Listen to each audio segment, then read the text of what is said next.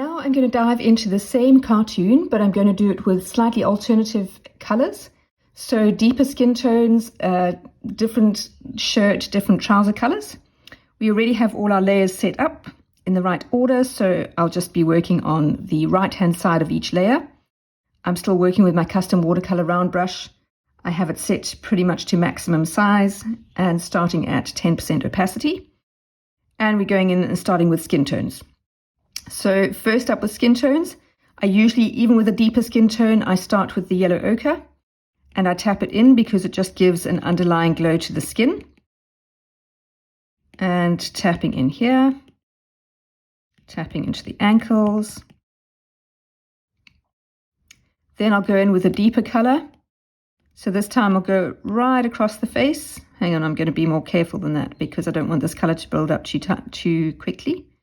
So I've just done one smooth layer across the face and then an extra layer towards that side. And now I'm going into deeper tones. So I'm going to tap into here. And as you can see with deeper tones, you very, very quickly have to commit, even with 10% opacity. So I'm building up my tones here. And I can even go in with a deeper tone, just tapping into the edge of the face here and the underside of the arms and wrists. So there we go with that. And that's pretty much that. I'll probably go in with my smudge tool now. I've got it set to custom watercolor round brush and it's about 50% opacity and I'd have it fairly large. And I'll just work from darker color towards the lighter color, just smudging in to get some evenness, because with the darker color you end up with a slightly smudgier effect at this stage. So if I wanted to just smooth that out, that's how I would do it, literally just tapping and pulling from dark color to light color. Then it's time to just quickly clean up. Make sure I've got the right eraser.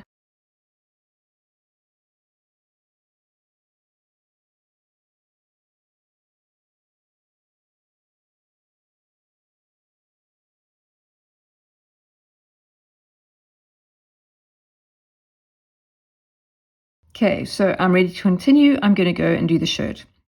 So now with my shirt, I'm going to do white stripes on blue.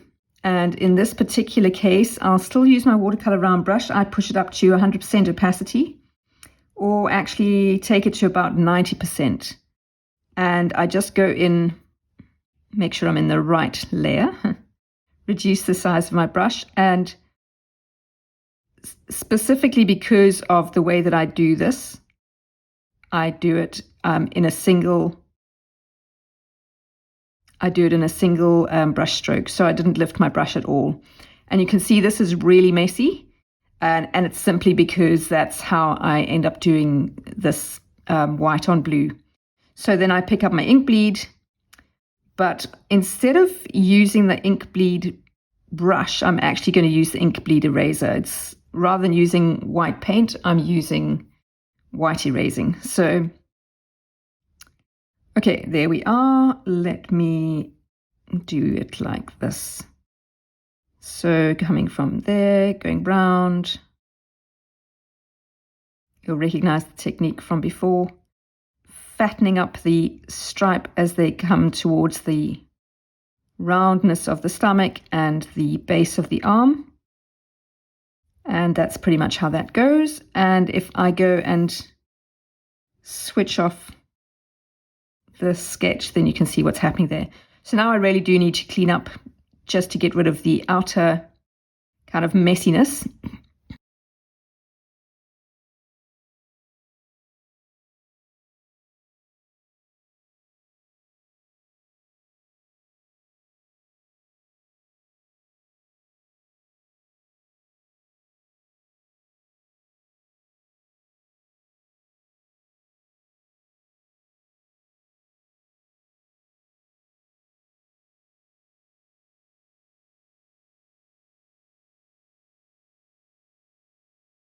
Okay, I'm ready to go in and do her trousers.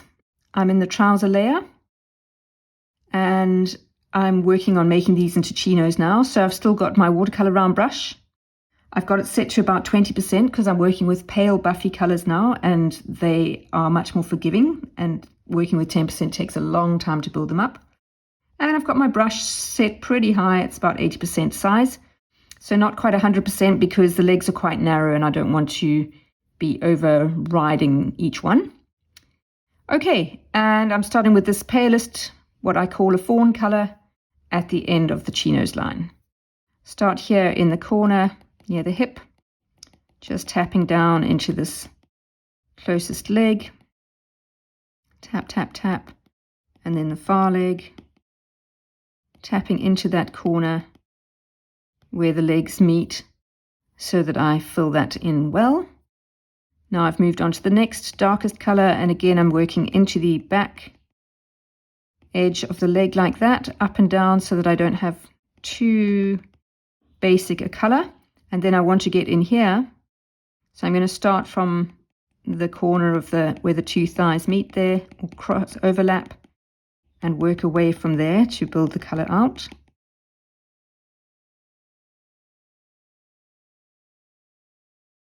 And then final color for the chinos is this. So take the darker color again, even less of a margin into the outer edge of this leg, and then picking it up here. I'm quite careful because I don't want to go into the pale edge of that other thigh. So I'm taking it like this and then down. And you can see that I've kind of reversed the way I'm doing the light on this particular one. So I'm imagining that the light is falling still from this side. So the front side of each leg is slightly paler. And that is pretty much all I need to do. Now I can clean up and I can come back to it when I'm ready to do shadows. Okay, we're going to dive back in and do the hair. I'm going to use a much darker color. I'm going to actually go for black for the hair this time, and a less of a strandy kind of approach. So this is a simpler approach in a way, or a smoother approach, and I might even adapt it and use it for my character in the future because I'm rather liking the experiment that I've done. So I've taken I'm first going to do an under color at about 30%. I've taken my brush relatively small, so because I want a taper on the end like this. And I'm going to do it, I've put the sketch back in place so that I can see kind of where I want the hair to go. And then I'm working from the tip up because I want to get that taper at the edge. But then you can see that I end up running into some difficulty because I've got deeper and deeper color up here. But it's not too much of a problem because what I can do is I can go and fill in here, still working from the taper towards the face, like this. Starting to put the strands in, and you can see that I'm working with my brush at a much larger brush size. Let's go in and get rid of our sketch layer.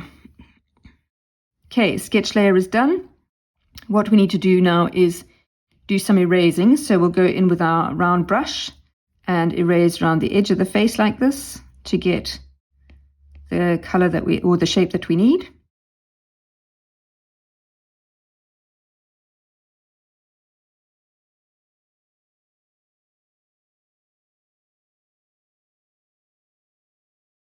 Like that. I'm going to work from this side now, like this. Okay, so we have worked a little bit like that, and we can work a little bit like this to get a few strands, and then we can go in with pure black. So if we take this to 100% opacity and about 5% width, we can go in with our pure black like this. Actually, I'm going to take it down to about 2% size.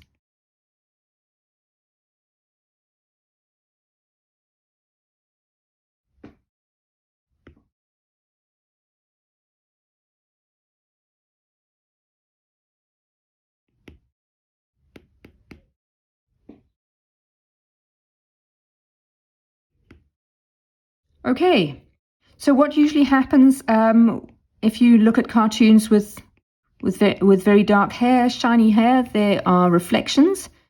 And reflections usually look quite good at about 40% opacity, so not pure white. Let's go with 30% opacity actually, and a fairly narrow brush stroke. And they tend to be in a particular spot on the head, so like this, where the light comes through. Okay, this is fairly messy, but we'll get there. Okay, so dark hair this time. The shoes I'm not going to bother to repeat because they would end up being pretty much the same as they were before. And in terms of shadows, let's go and have a look at shadow number 1 just for the trousers. So shadow number 1, custom watercolor brush, a reasonably small width and 10% opacity. And I just go into the back area of the trousers here. Let's make sure that I am in the trousers. Like this.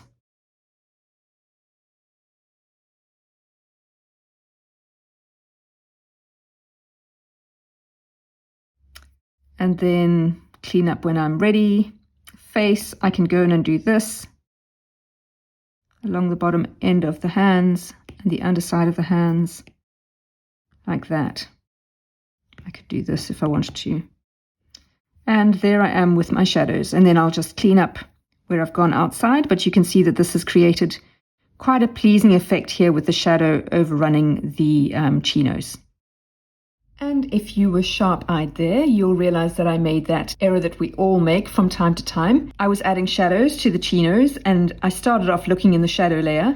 But of course, if you add shadows here, and they end up behind the color, you won't see them. So I quickly went up, and instead of going into shadow layer 2 and adding shadows there, I actually ended up adding shadow right over the top of the trousers, and I added face shadows there as well. So of course, to add shadows to the clothes, you need to work in shadow 2, which is over the top of the color of the shirt and the trousers and the skin tones, but not hidden by them.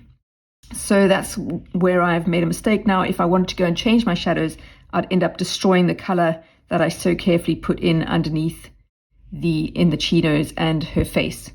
I can, of course, now work in my shadow 2 here and go in and quickly put in a shadow on my shirt. So if I pick up that and I say 10% opacity here, I can go and put in a shadow there. I need a bigger brush size. I can put shadows on the front of her shirt. I can put shadows on the underside of her arms like this.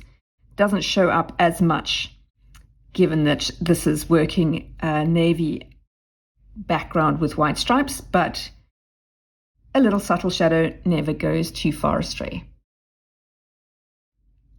A final word on adding subtleties to dark hair, and this goes for black, but any dark color. Just like with paler colors of hair, there are multiple different colors within the hair. So the navy blue, going in and adding in a few strands of navy blue, still with your custom watercolor brush, taking it down to about a 2% brush width and a 35 to 40% opacity, just adding in a few strands like this also adds subtlety and shadow into the hair color and puts in the cool tones. You can see it just adds a depth that you don't get if you stick only to black, white, and light opacities, which kind of give a gray version. So you can see I'm adding in some blue there, and also I'll quite often go in and add in some of this, what I call burnt umber, which has some brown tones, but it has the effect of adding a little bit of redness or kind of red lights into the hair.